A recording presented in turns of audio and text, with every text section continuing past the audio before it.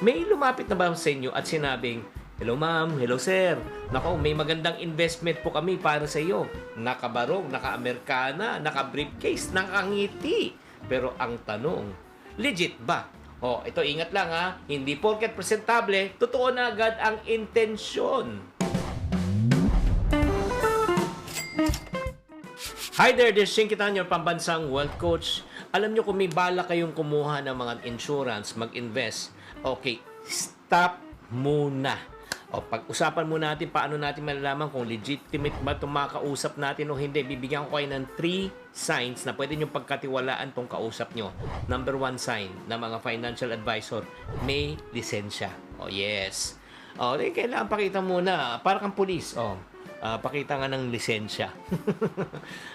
Siyempre, lalo na sa mga legit na mga financial advisor na mga bebenta ng insurance yan. Registered sila sa Insurance Commission po. Huwag kayong mahiyang magtanong. Ano tatanong nyo?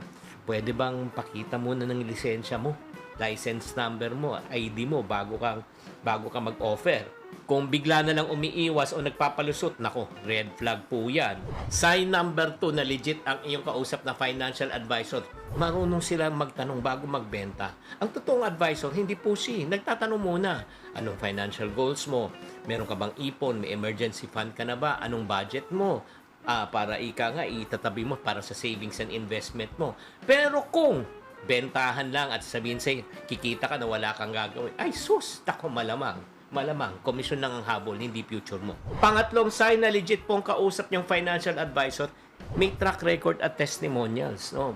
Sa tanongin mo, pwede bang malaman kung sino na bang mga clients mo? Pwede bang makausap ang mga satisfied clients mo? Kung legit yan, proud siya sa record niyan. Hindi matatakot na magpakita ng resulta. Kaya nga mga kapatid, bago tayo magtiwala, kailangan po natin tanungin muna. Bakit? Dahil hindi po pinupulot ng pera, pinaghihirapan mo yan. Kaya dapat siguraduhin natin na pwede niyong pagkatiwalaan bago kayo mag-invest. Sana nakatulong tong episode na ito. Tatandaan, tamang karunungan, tamang disiplina po ang susi sa pagyaman.